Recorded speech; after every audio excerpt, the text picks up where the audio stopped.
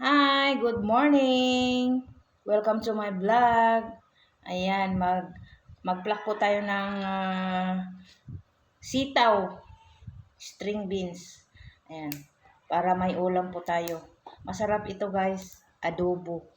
Adobong sitaw.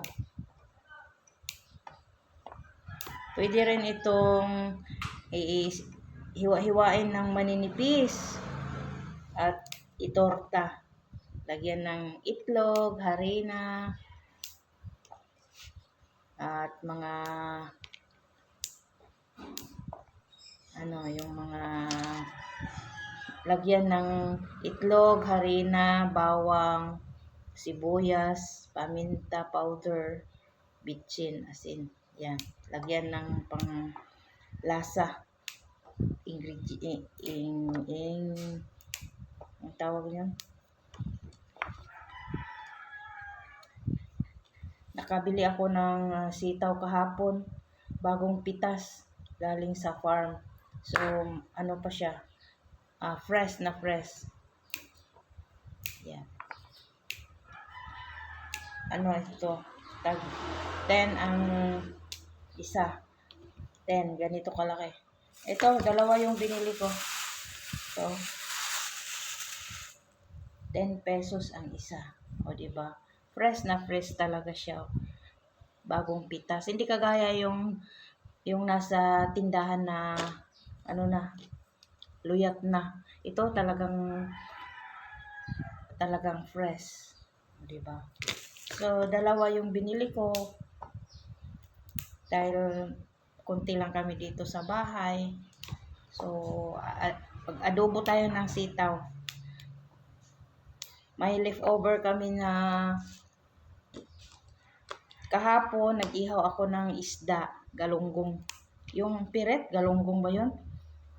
May leftover, hindi namin naubos kagabi. So, tanggalin ko yung buto, yung laman ng isda na inihaw. Ito yung isahog, ilagay ko dito sa sitaw, adobong sitaw na may inihaw na isda. O, diba? Pasarapin po natin. Para hindi masayang yung leftover na isda, ihalo po natin dito sa adobong sitaw. Kumusta na ang lahat, mga kalingap? Shout out po kay Kuya Bal Santos Matubang, kay Ate Edna Vlogs, at kay Kalingap Rap, sa lahat-lahat ng mga charity vloggers, at sa lahat-lahat ng mga reactors. Shout out po sa inyong lahat. Kamusta na po kayong lahat dyan? At dito na ako sa Pinas. Nagsusumika para kumita. Sana po nasa mabuting kalagayan po kayong lahat. At Happy New Year. Welcome year 2026, guys.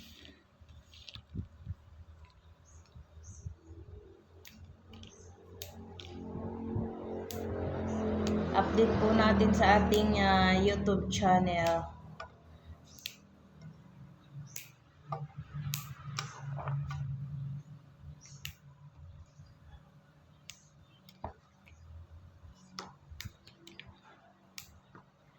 Adobong sitaw ang ating ulam ngayon.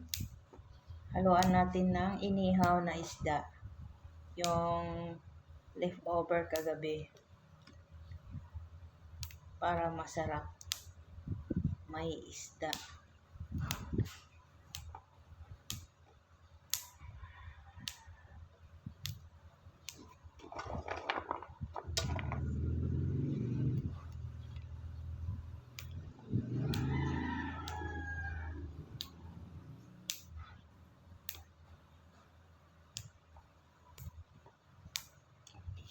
So, tapos na guys ang ating sitaw. Ito, meron pang isa. Hatiin ko ito ng ganyan. Hatiin.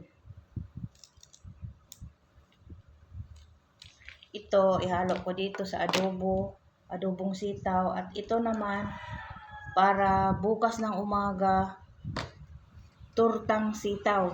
Slice ng manipis. Tapos lagyan ng itlog, harina, paminta powder o bawang, garlic, yun, sibuyas, bitchin. Lagyan ng mga 2 itlog or 3 itlog, itorta natin. Nakatikim na ba kayo ng tortang sitaw? Masarap yan guys, subukan nyo guys. So, tatapusin ko lang ito guys.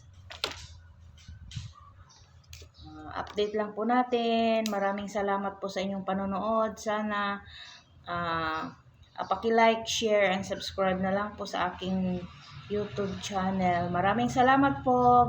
God bless po sa ating lahat and Happy New Year.